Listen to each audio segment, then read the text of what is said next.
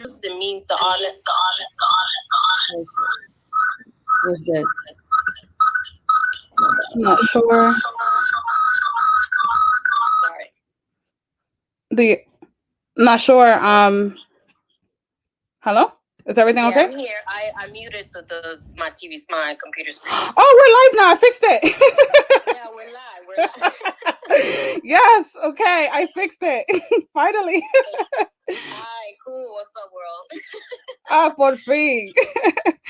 I'm so sorry. I cut you off in the middle of your sentence. Dale. To really answer your question in a summarized way, like, I just don't think that enough has been done to celebrate Black women in music. I don't think that enough has been done outside of like the very surface level bullshit of like putting a black square on your icon and moving on with your day. I feel like there has to be intentional programming around the originators. So I hear you on, and thank you for your honesty, right? And also your mic being muted on the computer. People listening to the live or watching the live, they can't hear you. I just need to tell you that. So do I unmute? Do I unmute on my computer screen? Yeah. Hello? Mm-hmm. Okay. I was afraid of. Oh, okay. Cool. Okay. Thank you so much for your honesty, because I completely hear you on like that repetition, right? It reminds me of that question. How does it feel to be Afro-Latina? It's right. I don't know. Like I've grown to really despise that question. I don't know. Yeah. Right. So with that said, I hear you. And the reason why I had the audacity to ask that question is because I feel like, some people, we get it, right? That question isn't necessarily for us. You know what I'm saying? As Black women. Which I know, yeah. Right? That question isn't necessarily for us. That question is for people who don't understand that Black women in this space, in the Latin music space, have it harder. Right? Have it harder, are invisibilized, are made fun of, right? All but ignored. Yeah. All ignored, just disrespected on every single level, right? So that's why I had to make the question, because essentially some people they dead ass don't get it. And they don't want to. There's some people who really don't want to. They hear all the problems and they still don't see how they don't see how any efforts can like work towards rectifying it or how that can benefit them. And essentially that's why this cycle continues. So for those who are willing to learn or to dare to understand how women are invisibilized in the space, Black women specifically, por eso hice la pregunta. That's why. No, of course. I know that. And so even in reviewing, right, like wanting to answer that question in a holistic way, like I really just came up against a bunch of walls, to be honest, because one of the first things that came to mind in reading your questions were, like one of the most immediate thought that came to mind was, I want to rewind to 2020 after the George Floyd extrajudicial murder. The Latinos, the so-called Latinos who spoke out,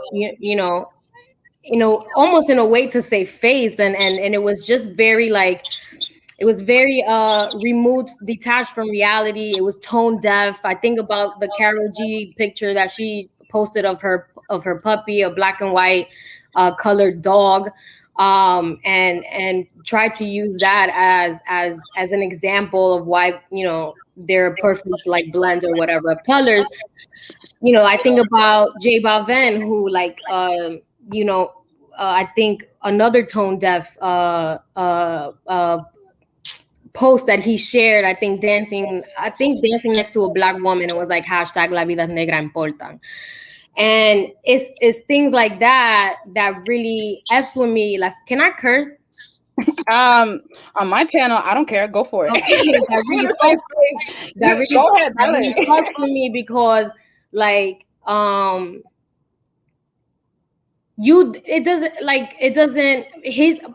want to use the J Balvin example because I think he's shared a subsequent post about educating himself more about the Afro-American history and why he should care more, and how he's going to take it upon himself to educate his family members. And in my mind, I'm just like, bro, like, what are you doing about Black Colombians? Like, what are you doing about like Black people in Latin America? And like, are you really educating yourself? You know, like, that was a post from June 2020. Like, what are you actually doing? We need receipts, because you said this in public forum. You know, and just like, and money can only go so far. I feel like money is necessary. Money does move mountains, but it really doesn't, that's not enough. Like, you need to put money where your mouth is, but also like, you know, it's you, like him, I think he made a donation to like color changes or whatever, something like that. And it's just like, that can't be where your work ends. You know, like hire Black women, you know, give them their credit, make space, put them on the TV. Is there, I feel like when it comes to contractual work in music in the industry, a lot of us don't have the knowledge or the know-how how to correctly read a contract and what that language really actually means when you break it down, and what you're getting yourself into, and what, you know, what you may or may not be giving up, whether it's creative autonomy, whether it's your money, whether it's your time. And it's like, what are you doing in that avenue? That you have your privilege, you have your whiteness, you have your money. You need to put that to work. And I feel like it can't start and end at putting a square on Instagram.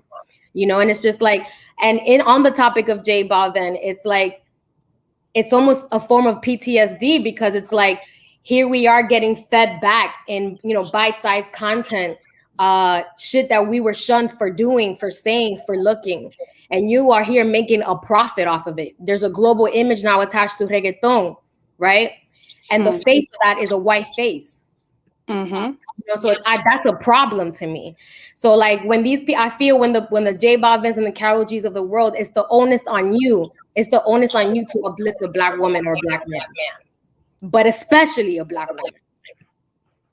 Yes, because when Black women get a little, everybody else gets a lot, because, you know, the hierarchy of society, unfortunately, you know, that's not something I say, you know, with a smile on my face, because I don't know, I'm this optimistic person. It's just half the time I'm laughing to keep from crying, really. But realistically speaking, yes, like Angela Davis said so famously, if Black women get a little, that means that everybody else got a lot, no? Might not be word for word, but essentially that's what she's getting at.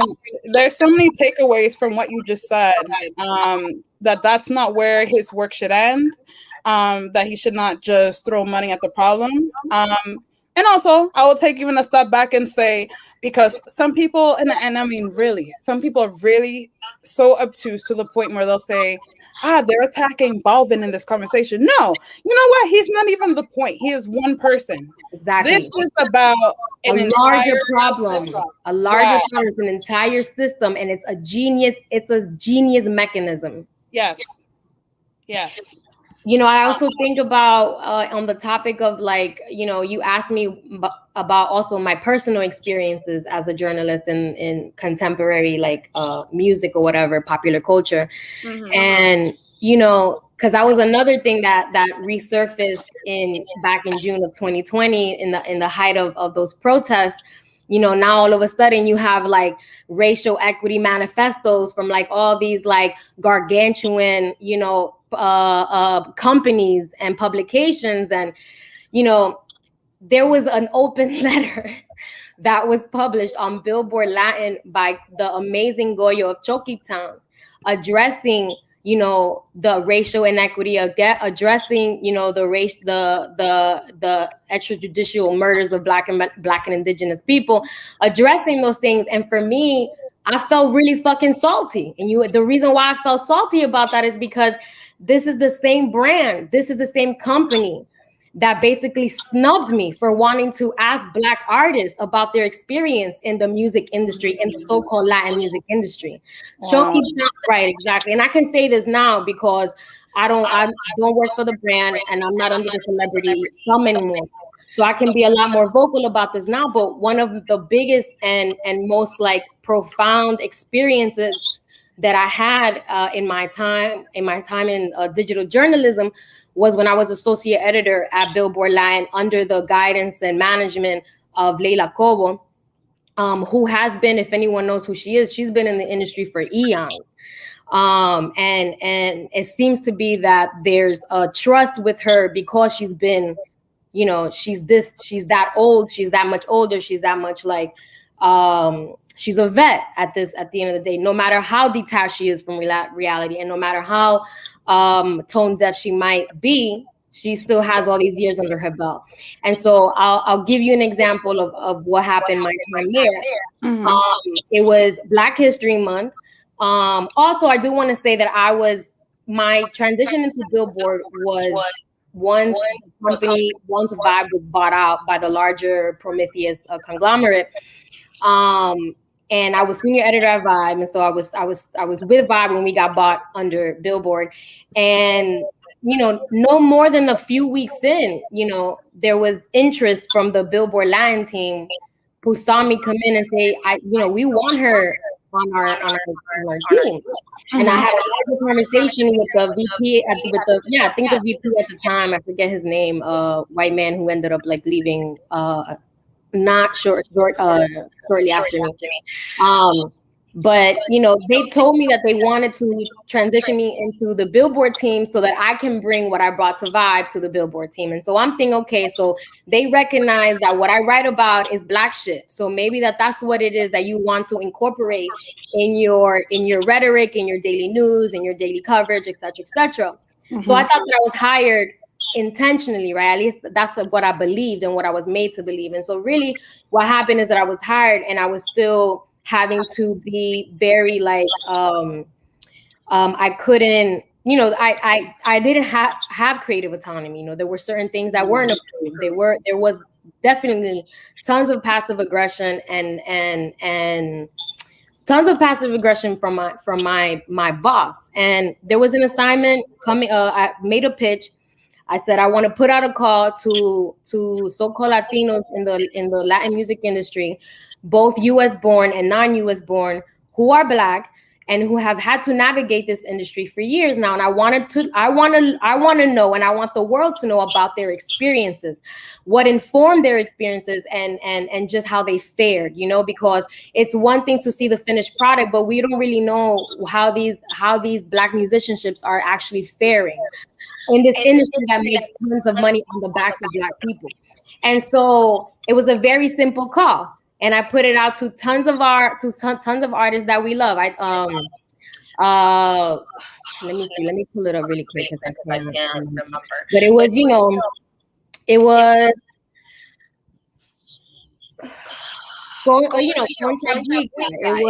Mr. Paradise, Vaquero from DR. Maluca Mala, Tego Calderon. I put a call for him too. Osuna, Choki Town. Nitty Scott as well, whose narrative is incredibly important. DJ Hiway from Cuba. All these people got the call, and in the email, it explicitly explained what the purpose of this was and what the call was. And all they had to do was record a video of themselves answering this question and sending it and submitting it by a specific deadline. And and I was ready to expound on this project and the campaign and the purpose behind it. And to my surprise, a ton of a good handful of them were delighted to have this conversation, delighted to share their videos and their submissions to me. I want to say on the day of the deadline, I made a courtesy call to the person who was representing at the time Choki Town and Osuna, who at the time were, Osuna specifically was the onset of his like intercontinental stardom. And so to me, his narrative at that moment was really important. So I didn't want to miss out on the chance of having their submission. So I made a courtesy call. I said, hey, or a courtesy email.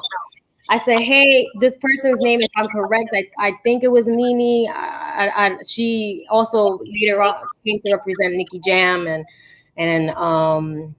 maybe Anuel, I don't know. But it was this person whom I've never met, whom I've literally a virtual stranger. I don't know what she looks like. I don't know where she's from, nothing. I just know that this is on the PR side, someone who is, moves pieces on the chessboard and who's in, close to the Layla goals of the world.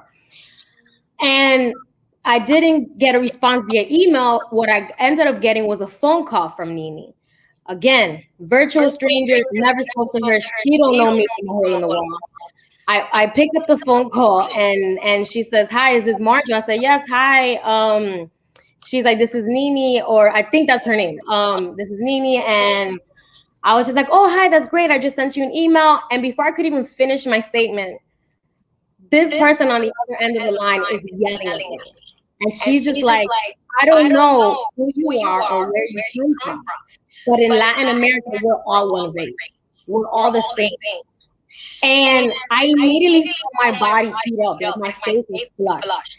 And in that moment, for 2 seconds, I was incredibly embarrassed. I was incredibly ashamed, basically guilted, because I thought that I really was doing something wrong. Mm-hmm. That's how messed up it was for that phone call. Mm-hmm. And I responded to her. I said, "Well, I'm Dominican." She's Puerto Rican. So that was her excuse. She was like, "I'm Puerto Rican, and in Latin America, we're all the same." And I'm like, "Okay." I was like, "Well, I'm Dominican, and I know for a fact we're not. So this is why X, Y, and Z." She thought it was disrespectful that I was asking about the artists that she profits off of. Oh no. That I was asking about their experiences. That I wanted to ask about their experiences as Black people, as Black bodies in this industry. Mm-hmm. She found that as a form of disrespect, and all but hung up on me. And so I ended up basically getting off that phone call out of pure fury and frustration. I started crying because in that moment I just really didn't know what to feel. I really for a second thought that I was in the wrong. Mind you, I have been doing this for years now, and so I've never had that experience anywhere else, not to that magnitude and not to my face. Mm-hmm. And so what I ended up doing immediately, I ended up going to Dayton, who was my boss at Vibe, because I didn't know who to confide in. I went to him first, and he was just like, "Yo, I'm sorry you had to experience that." He was like, "If he encouraged me to have the larger conversation with the higher ups, even above Leila Cobo." And so, but first I went to Layla, who's my manager, who I answer to, who's above me, who's my senior, and who's been in this industry for eons. And I tell her, I said, "So-and-so did this, said this, and made me feel this way." And all I got was confusion from this person. And what she ended up saying was, I'm sorry that this is how you're feeling." She was like, "Let me have a conversation with her." Whether or not that conversation ever happened, I don't know. I never brought it up again to her, because the onus is on you to protect me. The onus is on you to tell your colleague, your racist colleague and your anti-Black colleague, that she fucked up and here's why. None of that ever happened. I had to fend for myself. When I saw that nothing happened, when I saw that Leila never came back to me about the development of that conversation, again, until this day, I don't know if she actually had it. I went to the person above her, and I was just like, "Yo, I was like, I would love it if you can transition me back to Vibe, because I don't want to work for this particular person. I don't want to work for this particular brand, and I never want to be made to feel like this again."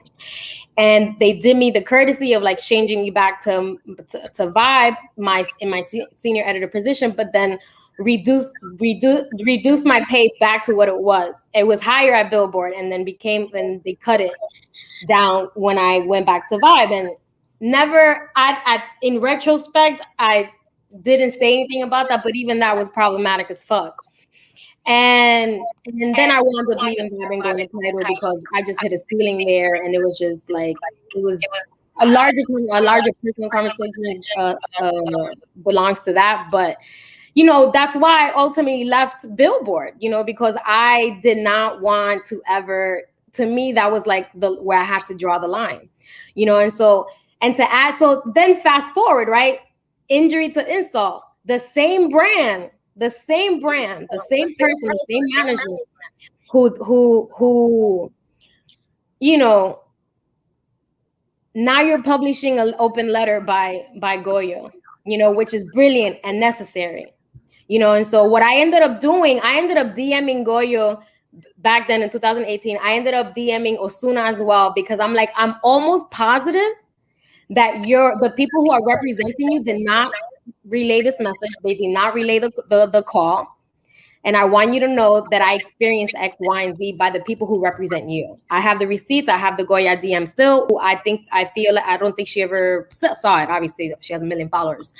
And so to fast forward to 2020, during the height of these protests following the George Floyd and Breonna Taylor extrajudicial murders, now Billboard Line is publishing this open letter about, solidarity. And that fucks with me, because it's just like it's not real, and it's not genuine, and it's not lasting. There's no longevity in the false shit that you do.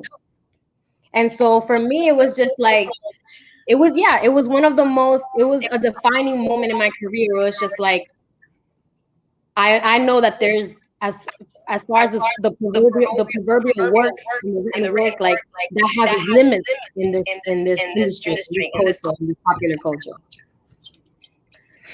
Wow. First and foremost, mi amor, I'm so sorry that was.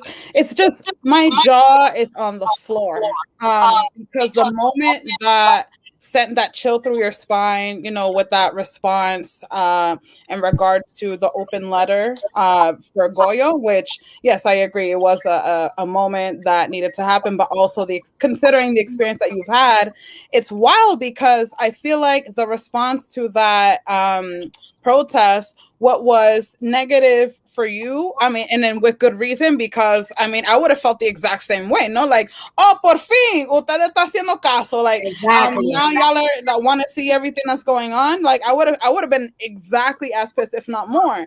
And I'm just like floored también, because the moment, again, that was negative for you was a defining moment for me, because it was able to give me visibility with the article that I wrote for Remezcla, where I called out these artists by name, where I called out what was wrong, where I said, Mira, do better, this is unacceptable, etc., etc.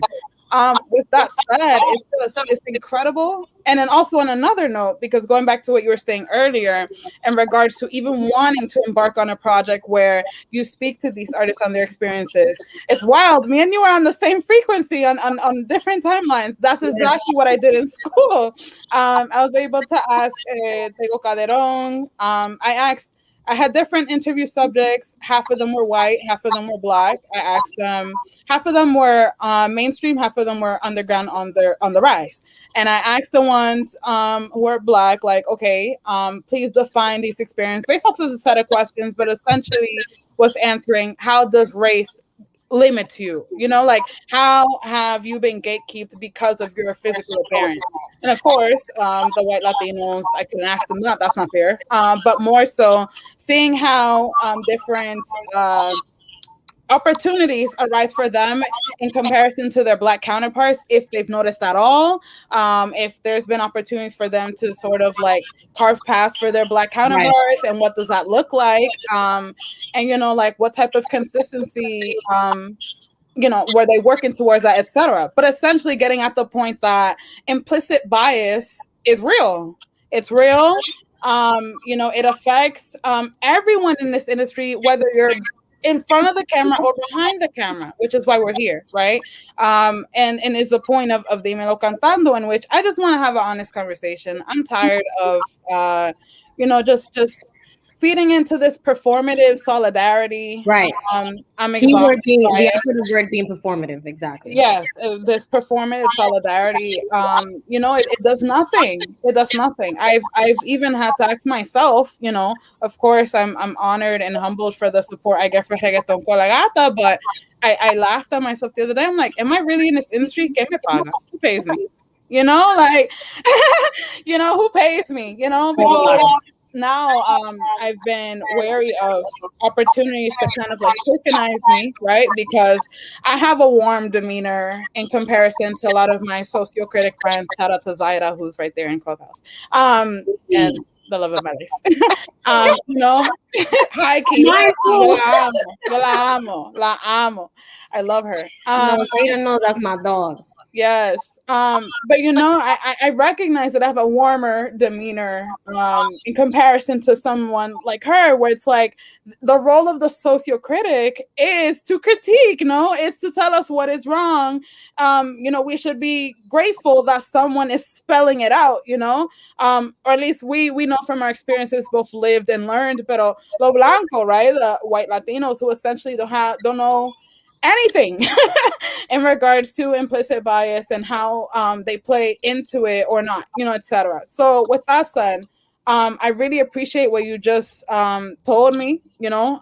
Again, this is a safe space, and I just really want to reemphasize that, and I really appreciate what you just said. And I mean, I'm so sorry. Oh God, no. I mean, and you know, and that's the thing. And look, I have my own set of privileges, right? I'm light skinned as fuck. So my thing is just like if I'm experiencing these things, I know for a fact my darker skinned sisters are going through shit that might not even be talked about, you know, might not even be shared. And you know, one of the other questions that I also had a hard time, you know, answering was I think was like what you know, Black women are doing right and what we're doing wrong in music. I think something along the lines of that. And you know, I think about I've just recently started like listening to her music a lot, and just I started following her as well. And I think she's at this point, I haven't really landed at how I holistically feel about this artist, but you know, I want to honor that there is something to say about the way she presents herself and the way she moves in the world, at least in, you know, in music.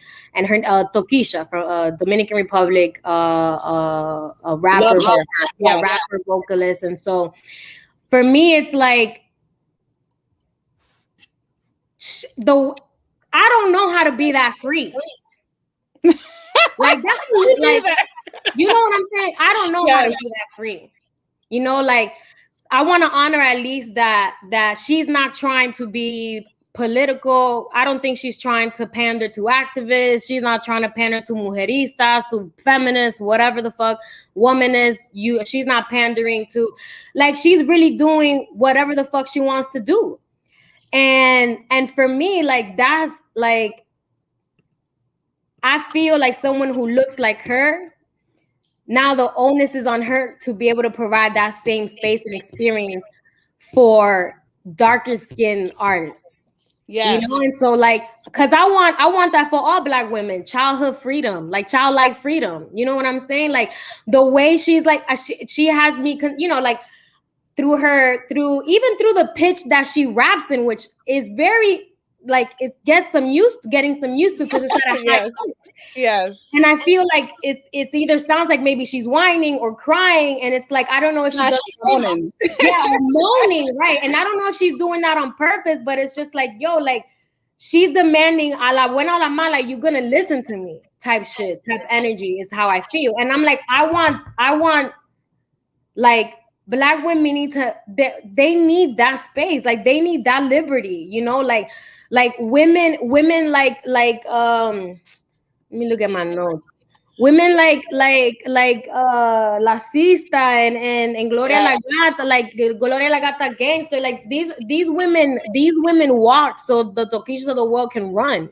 Yes. And so I would really love to see, like, you asked me what I want to see more of.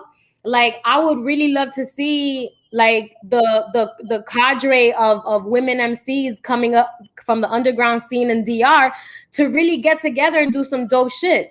I think about one of my anthems, Demasiado Negro, with Icento. It's not his song, but he's a part of the song. I forget the dude's the name of the actual dude's is whose song it is. Yeah. But it's like what? It's like 8 Black men rappers, and not a single Black female voice. Not a single Black female voice, you know? And so I'm like, what does it look like if, you know, Garen La Molleta and Amara La Negra, you know, and so and on and so forth got together, you know, and did some dope shit. The other thing I want to see a lot also is Stateside. so-called Latino artists, building a bridge, to our folks back home, back to our respective motherlands or whatever. Like, what would it look like for una Cardi B and Garen La Molleta to do some shit, right? Like, for me, there's a privilege also that Cardi B has, right? Being born and raised here, of being as light skinned as she is. She's Spanish speaking and English speaking. She's done a lot. That I want to give credit because from day one, Cardi B was never like her MO was always like was collaborative, right? Like WAP is like one of the biggest records ever. And she did what many of us wanted, to see out of Nicki, the collaborative like ethos, the sisterhood ethos, and we really didn't get that. And I feel like Cardi has followed through with her word in that avenue. And I would love to see, what that looks like collaboratively with artists from the island and diasporic Dominicans and diasporic Caribbean and Latinos stateside. Marjua, guess what? What? I interviewed Melly recently, and she's doing that exact same thing.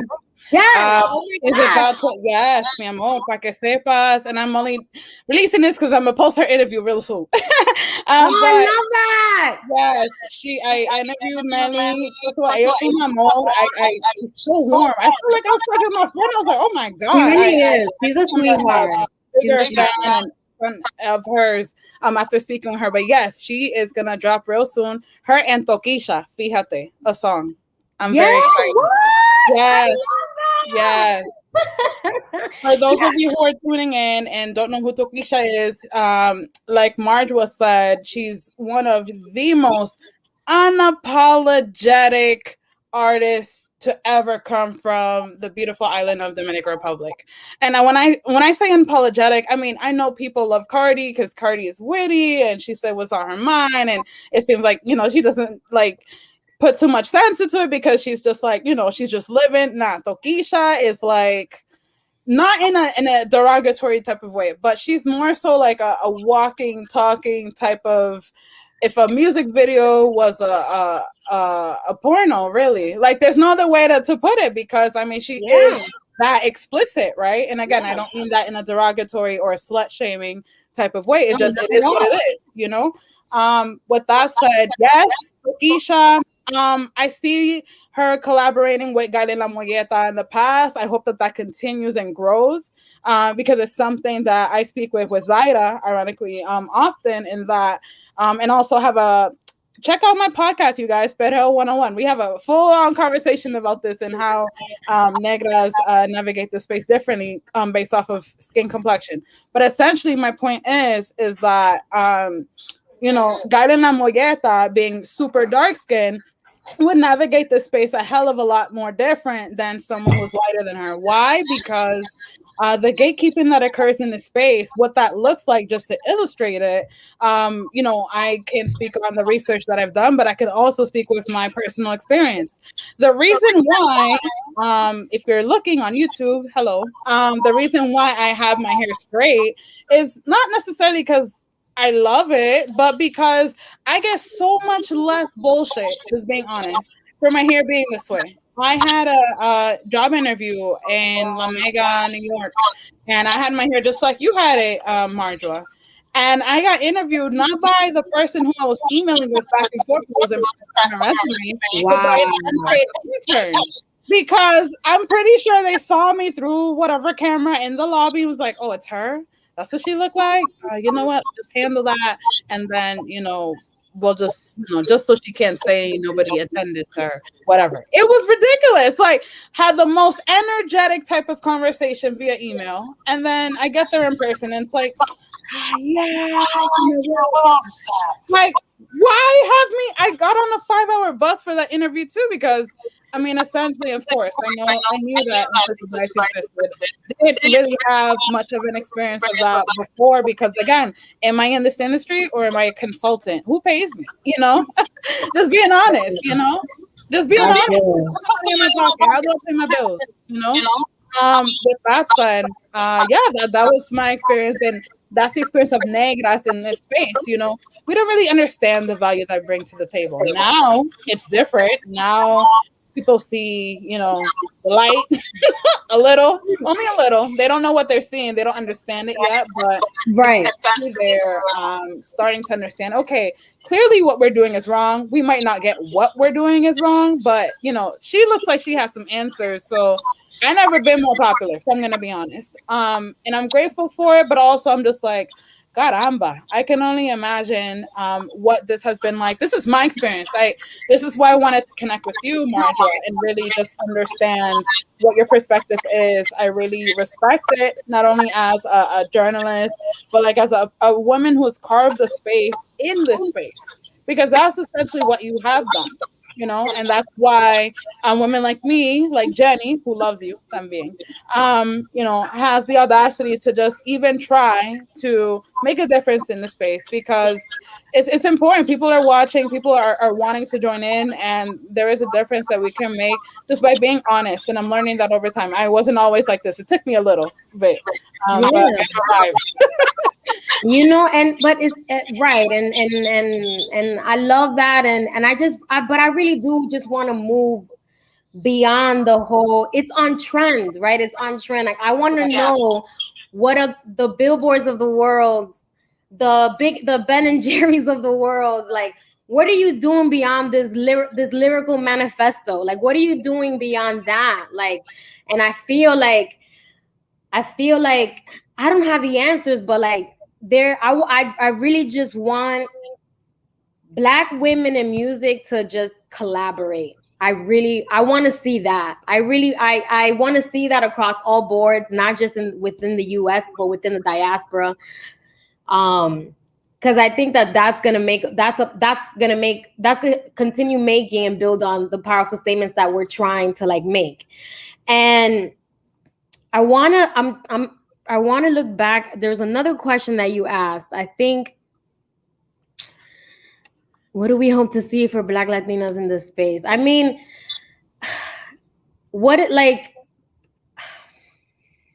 First of all, I got you.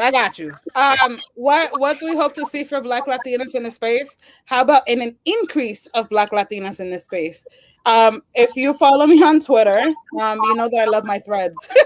Because it's one thing to talk about, it's another thing to visually see just how many Black women are missing. Black women are missing in this space. That's a place to start from as well, because I mean, in juxtaposition, I literally did a thread on Twitter. How many negras are in reggaeton specifically? I believe I got to at max 14, and half of them weren't even active. You know, Glory Glow doesn't sing anymore. The chick from LDA doesn't sing anymore. You know, half of them were inactive. La Atrevida doesn't sing anymore, etc. Versus when I did a list of women, every single woman in the urbano space, and I'm talking soca, I'm talking dancehall, I'm talking reggaeton, I'm talking all of these Caribbean genres. Every single woman, female artist in this space, whether they're appropriating or not, is the name of the thread. And I believe today I got to like 104, you know? So from 14, there's 104, you know what I'm saying? Right. That actually exists in this entire space. So first and foremost, if I'm going to answer my own question, it's an increase. And that's why I have the audacity to start to create music myself. I'm not. I love that. I want to see in the world. Who's gonna do it? Like, I mean, look. On that note, Sahida's a beast. I'm sorry. Like when she dropped that one number, I was just like, "What?" Yes. Let me find out. I was blessed and honored, really, to be able to witness what her creative process was on the backside of the creative of You Could Be. Go stream it, you guys, on all your favorite digital platforms. And what was the creative process behind that? I didn't have that conversation with her. Oh, I bug Zida. I am always in her. Like I text her every 10 seconds. I'm surprised I haven't bugged her this week. Everybody say just how busy I am right now, but I am always bugging Zida. She knows this. But not just her speaking on not more so the lyrical process, but again, feeding back to what we're speaking on at large, just how producers were treating her in the studio, like treating her like gaslighting, that she doesn't know what it is that she wants for her own record. You know, and even keeping some of the tape hostage at certain points. I've experienced the same. Wow. Yeah, I mean, that's what. Yeah, I was like, that's every Black woman musician Yes. that I know. Yes. And you know, just feeding back to what we were speaking on at large, it's what do I hope to see for Black Latinos in the space? An increase of numbers, but also just damn respect. And I don't even know how to. It's respect, but it's like, again, it goes back to intentions. Are like, there needs to be space made for these women, and I like, fuck, I just lost my thought. I had it. I think about the fact that historically, non-Black women in music or Black women in music have had to constantly, perpetually, still to this day, negotiate their sexuality, negotiate their Blackness, negotiate their relationships with their own, with their motherlands or whatever. And my thing is, when I mention that because the freedom that and liberty that the Tokishas of the world are granted, right, are given, like there needs to be like, Black women need to be able to not have to negotiate any of their parts, right? Like we compart, like women are compartmentalized, but specifically Black women are compartmentalized, and it's just like we have an array of feelings. When I see and watch Tokisha's music and her videos, I'm like, I have, that gives me the power to think about my own sexuality, to think about what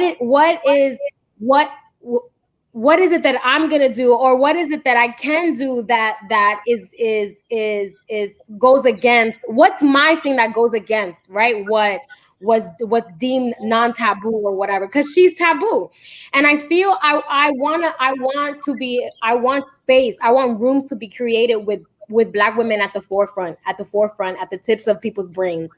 For far too long, we've been the purveyors of everything cool, of culture, of sauce, of swag, of all of that. Meanwhile, it's being fed back to us in bite-sized contests by people that don't look like us, and that has to stop. And I don't know, like, I don't know what the big answer or solution to that is, but it certainly starts on a grassroots level. And it's like, I need the J Balvins of the world, the Karol G's of the world, the Anuela, the Residentes of the world, the Residentes of the world, who I know by background intel that he himself is problematic. He himself is anti-Black, regardless of what he's publicly made statement, publicly has made as statements. Because there's the idea of the mestiza, like, ideology, this phantom idea that we're all one race in Latin America. That has to be undone. And the reason why I got into hip hop, the reason why I got into the journalism, music journalism, was because I felt like with the arts, historically, we've been able to have political conversations through the arts, and I feel like I've come at a place in my life where we have to move beyond what's palatable. We have to move beyond what's palatable.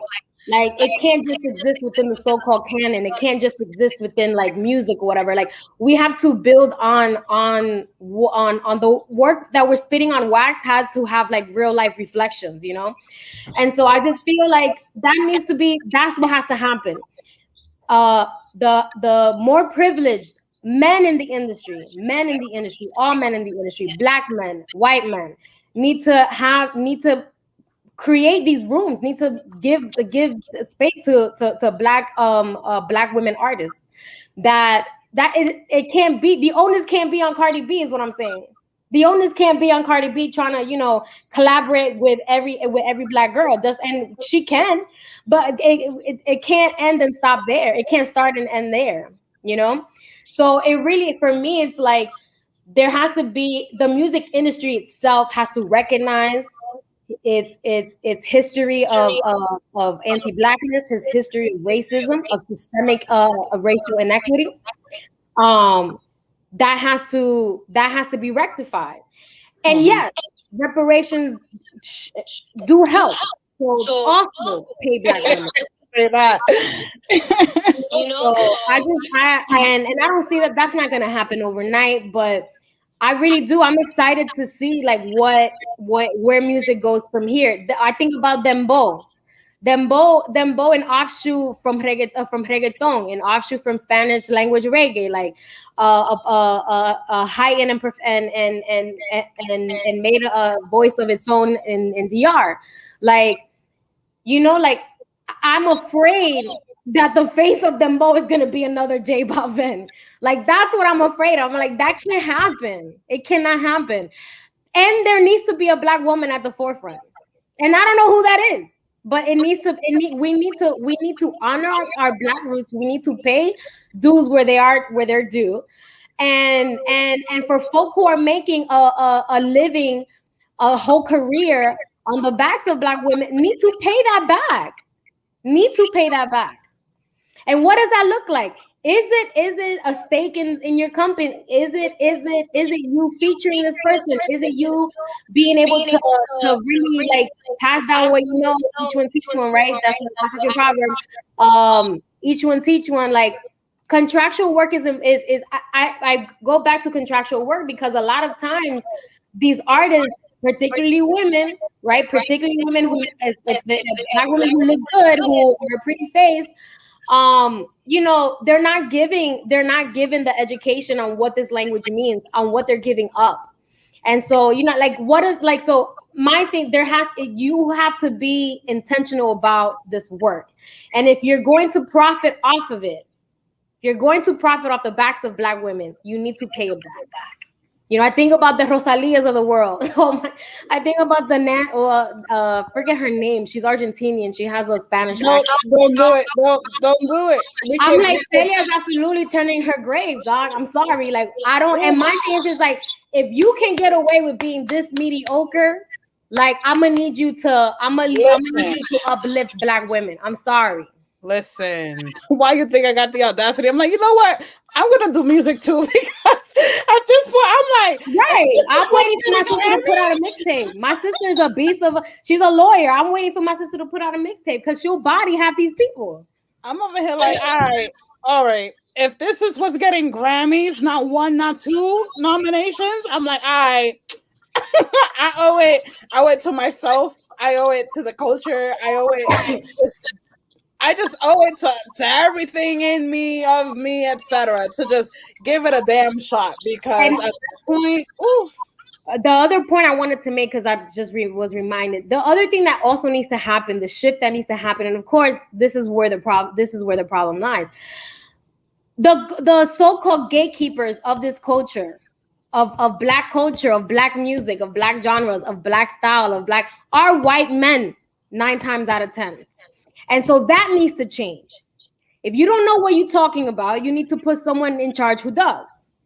And it has to, like, I can't have a situation where like a white male higher up is telling me or telling my colleague that Fat Joe needs to be under the Latin umbrella because he's Puerto Rican and not in the hip hop column.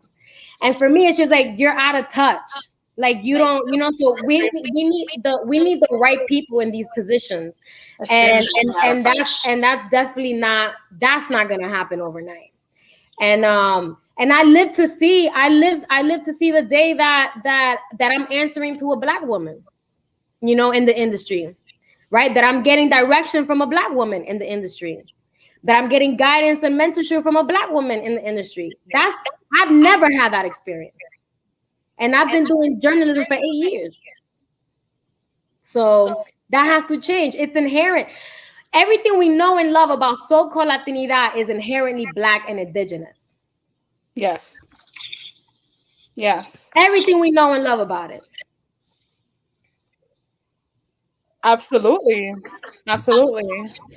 Wow. I have nothing to add to that. I have another question because the joy of this conversation and being able to host this on Clubhouse through the group Caribbean Diaspora Music and Entertainment. Shout out to them. It's a super warm space. Caribbean people from really all over the world, UK, Oh, I love Caribbean. it. You see, I didn't even know that. I don't know how Clubhouse works. Yeah. I love it.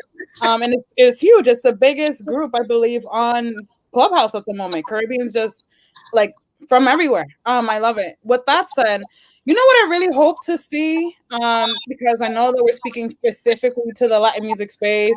Claro, we brought up Cardi B, who is very proud of her Dominican and Trini roots. I mean, first of all, the biggest artists in music, period, are three Caribeñas: Rihanna, Nicki, and Cardi, period. So with that said, what I would hope to see, it's just more like I would love to see like Spice, right? The queen of dancehall, somehow getting more into. You beat me to it, yeah. You beat me to it. Like collaborations, yeah. Right. I would love to see that as well because at large, of course, there's this ugly branding of Latinidad as like only being one certain thing, one language as well, which I feel like is ugly as well and is outdated. With that said, I feel like that could be pushed even more if if Spice, etc. Somehow, make the collaborations with people in the Latin music industry as well, so that we can kind of deteriorate this image of what the Latina artists look like, and etc. With that said, I just laugh because there's these creations of artists, right? We could go to that. Bad Gal from Spain. Yep. Let me tell you something. That was the moment when I said, you know what? That's it. I'm going to studio next Friday. It's over. Rude Galism is something that is ancestral. It's something that you can't mimic. It's something that is in you, period. So right. Or not. It's either in you or it's not. Right. También. I'll say that too. With that said, with my Jamaican roots, I can't believe, okay? Bad Gal from Spain, ladies and gentlemen. With that said, I always say, and I'm asked this question often, and I'd love to see what you think as well. Gata, do you think that anybody can create music? My answer is always yes, but you have to be conscious of what you're touching. You know what I'm saying? Every aspect of culture isn't for everybody. It's not to be used by everybody in the same way. People just need to be conscious of what they're touching. Why are you putting on a do-rag if you don't have nappy hair? Exactly. On grills, if you were raised as una hija de mami papi and or to be like bougie and or to look down on that type of stuff, why are you suddenly touching that now? Why are you wearing long nails when you call people who wear that type of nails? Why are you adopting all of these different aesthetics as a part of your image and you're not asking the questions as to where this comes from, who utilizes it, how those people are humanized or not, etc. I say anyone can make music, but those questions need to be asked honestly. What are your thoughts? The other thing I think about, like what I want to see done as well is, like, I just thought about Rosalia again, and I remember sharing a post with Sahira, and I think one of the comments in the she was performing. She had long ass nails, acrylic nails, and there was a comment in the section that said something like, rache pero clásico, some shit like that.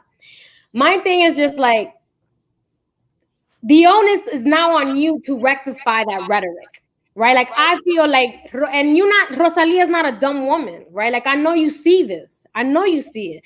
And I'm not going to call Rosalia talentless. I'm not going to call her talentless. What I'm gonna say is that you need to be bringing a gang of Black women. Period. Like, that's how I feel, because all your sauce, everything you're wearing, everything you're saying, your lingo, your slang, 9 times out of 10 is Black Caribbean as fuck. Yeah, you got J Balvin out here sounding like he's Puerto Rican, and you're not. Right, wearing gold and like you look ridiculous, bro. But that's another conversation. The onus is also on the gatekeepers, the so-called gatekeepers, who are able to move in the world ambiguously or whatever and get away with shit that Black women cannot get away with.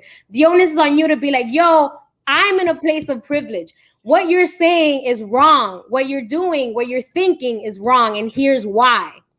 That's also not being done. That's not being done by artists. So I feel like, dale, because Oh no, I was gonna say, I just wanted to hold on to what you just said. People who are lighter and are able to move and get away with certain things. Finish your thought. I have one last question, but finish your thought. That's what I'm saying. Like the onus is on you. The reason why I can center my Blackness, the reason why the work that I do has been made possible in the way that it has is because of my privilege. In that same breath, it was Black American publications who gave me the platform to almost exclusively speak about so-called Black Latinos. You know, so it's just like not even Latinidad gave me that. You know what I'm saying? Like it was Black Americans who have been able to usher in, you know, so much of what we know and enjoy as liberty or freedom or whatever in this country. You know, so it's just like I want to be able to like so-called Latino Spanish-speaking folk, like there has to be radical change in that. There has to be an ushering in and there has to be a respect and honoring of our roots and I'm gonna sound like a broken record. It's like literally I want to see a white Latino artist make some shit that isn't Black. I'll wait for it. Word up. Makes me think of Buen Perreo. Bueno, I always say that. So people say, "Oh, perreo is white. Perreo is Black at its core." What people are creating now is not perreo. I won't call it perreo. It's not. And again, I'm sorry, I have to say this: those genres are inherently political. They're inherently Black. Yes. They are the products of marginalized so-called poor people. Yes. And with that said, that's why I don't even people like, I feel like people will now use the word perreo as a buzzword. Este es un perreo. No, it's not. Right. El perreo es la música que motiva a la gente. It's the music that motivates the people to move. It's like reggae has transformed, it has evolved, but essentially reggae was a extremely political genre. It was the voice of the people. Yeah. With that said, the same thing over with perreo, and that especially with Puerto Ricans, right? Because I would say that perreo is essentially the fusion of bomba, of hip hop, of a variety of genres, really. But essentially was the voice of Black Puerto Ricans who were surviving mano dura contra el crimen, right? Yeah. I just feel like, and just to close out, the question was, what does it mean to celebrate Black women in this space? And one thing it hit me recently. I was like, wow, how pathetic is it really? In American market, there's Gladys Knight, Aretha Franklin, we have Whitney Houston, so many artists, I can't even name them all. Like, really, it's just like, it like all flutters in my head. I can't pick names, but I see them, you know? The point is that there's a variety of Black women to look up to idolize. In the Latin American market, we have Celia. That's it. That's it, you guys. That's right. That's one name. One name. So one thing I really want to see done away with is this one Negra rising, right? Because that essentially, the history has repeated itself in this market. Celia Cruz, and I don't know until when we will have these award shows where they're like, oh, we're gonna honor Celia Cruz this year. It's like, you did that last year and you did that the year before. Hello. You just create more Celia Cruzes so that you can just, I don't know, let her rest in peace. So that you do it on your 50th, on your 100th. No, you gotta do it every year because she's the only one you have. That's wild. With that said, no, I just wanted to throw that out there. Pick your brain. What are your thoughts with that? Because I mean, essentially, oh my God. No, I mean, look, again, I again, you know, just to sort of, I want to bring this to, like, you know, to summarize my holistic thoughts or whatever. It's like, you know, even things like twerking are inherently Black, are inherently ancestral, and it's just like folks get away, like the people who are able to benefit from that culture, to benefit from that appeal, are not the originators. And so I just would really love to see people who are in power, people who are so-called the gatekeepers, have make conscientious decisions with Black women in mind. And until that happens, I don't think that our beloved genres, our beloved predecessors, and just Black folk across, you know, Latin America, period, like, until that happens, I don't see anything really like changing. Like I feel we like there's, you know, there's always this idea of like, I even have to check myself as well, like, you know, everybody's in a different place in their journey, and it's true, but it's like, for how long are we going to so-called wait for people to catch up or whatever? Like, how long are we going to spit this rhetoric, right? Like, something has to give, and it has to be ugly, it has to be radical, and it has to be unabashedly, like, you have people in the higher ups, particularly in the music. There was a study that was just dropped by I'm sorry, real close to close out. Where's that, the name of that study? I can't even find it now. But basically, it was a study about black people in the TV and film industry, and how much money there is to be made if there was racial equity in that industry, right? So it's like, even economically, we think about Blackness or whatever as something separate from like the larger economic like laws or whatever. And it's like, there's if you really want to keep it a buck, like, being able to put Black people, Black women on the forefront across any sector, arts, media, entertainment, that study has to extend to music as well. There have, like, I think you said it, you had mentioned it earlier, where because I had interviewed you for a Teen Vogue article on the reggaeton purveyors, and you said, like, the fact that Cardi can you know, ping pong between the Spanish speaking world and the English speaking world is a plus, not a negative, you know. And so it's just like,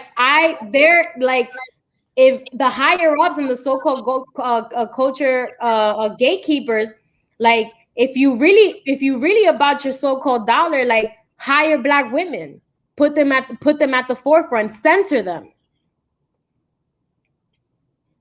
Absolutely. I feel like this is a super strong place to end. You've said it all, really. We went so far in this conversation, but I'm so grateful because, you know, essentially, I don't ever get to bond with, you know, I really don't get to bond with other negras. Yeah, and you and I have yet to meet in real life, so yeah, I can't wait to give you a hug. Crazy. Are you in DR? No, I'm in New York. I'm back in New York for a little bit, at least until June. But I was in DR all of January. And even that was triggering. I've had a hard time writing. I've had a hard time being productive. I've had a hard time being, you know, to be able to creatively produce.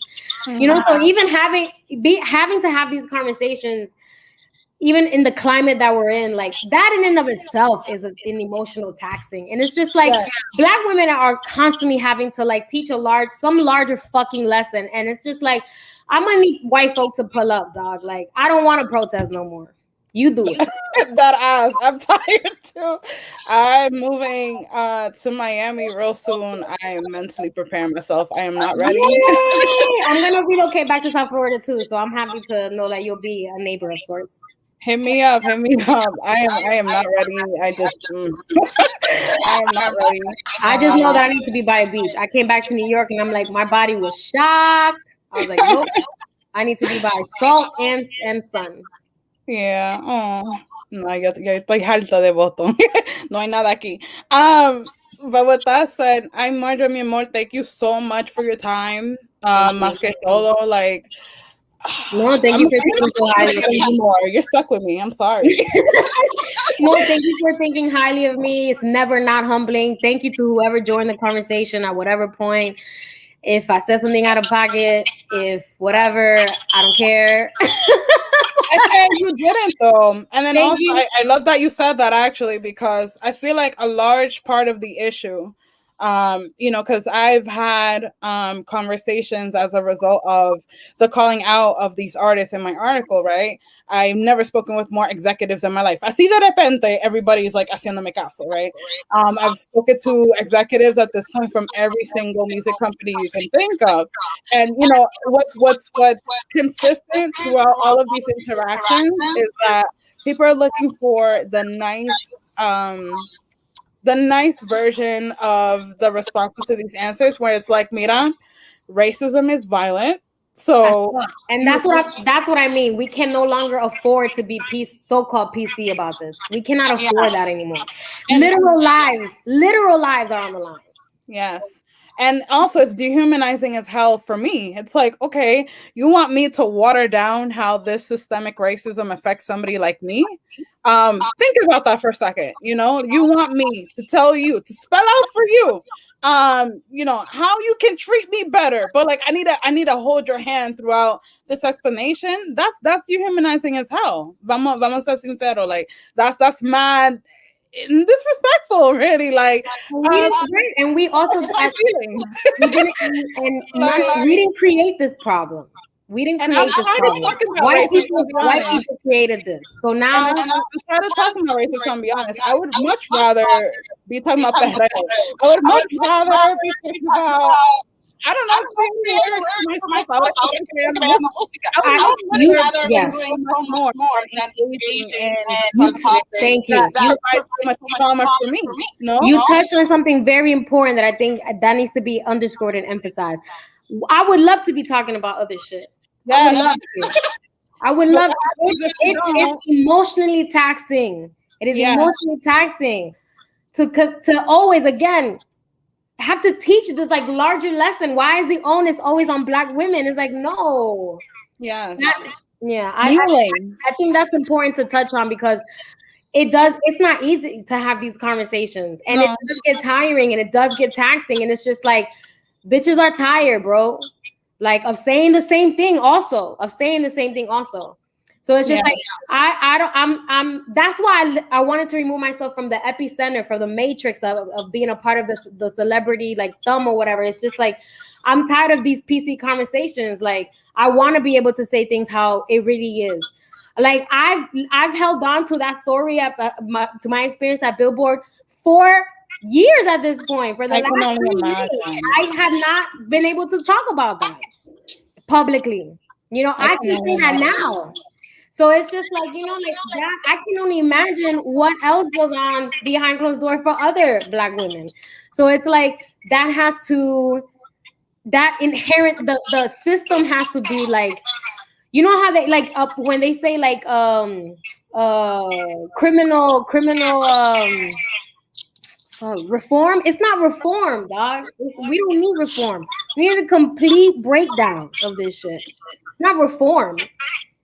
The system was never built for us. That's across all sectors. It's not and it's like, I feel like now I'm like on my Malcolm X shit. It's like, I'm not even kidding. Like, it really is not built for us at all. So I'm excited about what Black women are doing in the music space, both in the underground scene on the surface level, and I'm excited also to see what happens with diasporic Black Latinos and musicians on the continent herself. Like, I think about Tiwa Savage, and so like, I want to see things. I want to see those bridges being built. Absolutely. I can't wait. I feel like now that people are turning their ear, because it's wild, right? If we go back to what you were saying before, you said that, you had this project, you proposed it, you were taking the steps to execute it. You were really doing everything yourself, really. You just needed to speak with the artist, write it, and publish it, right? Everything, literally, like I had no, down to the editing, down to the video, like the super cut, like it was me and some dude that I don't know, like I didn't have actual help, I didn't have any of that. It's like it was always when I was promoting blackness in any way, shape, or form, it was always on my own 2 feet and hands. Like I didn't have, yeah, so Yeah. Wow. resources. Let me say, I have resources. Right. And with that said, it went from there, right? To this open letter, right? To which, don't get me wrong, that was less than like what, 6 months ago. These are not major strides that I'm illustrating. What I'm saying is what the timeline is looking like. And now we're just to see. I can't wait, honestly, for a year from when I wrote that article, so I could be like, so what changed? So ¿dónde estamos? So what has been created? What has transformed? What paths have been carved out? I just wanted to say that because I hear you, I see you, I acknowledge your experience. I take that with me, and I just I need people to hear what you are saying and to really have it resonate in that if you have a position of power, use it to elevate Black women, please. You have to. This is essentially the point. To end there, Marjua, mi amor, thank you so much for being here. Tell my followers where they can find you. God, first of all, thank you so much for even thinking so highly of me. You guys can literally find me very easily. I don't know anyone else with the name Marjua, but on Instagram and Twitter, it's _MS Estevez. And that's pretty much across all boards. You can go to missestevez.com as well. That's my personal portfolio.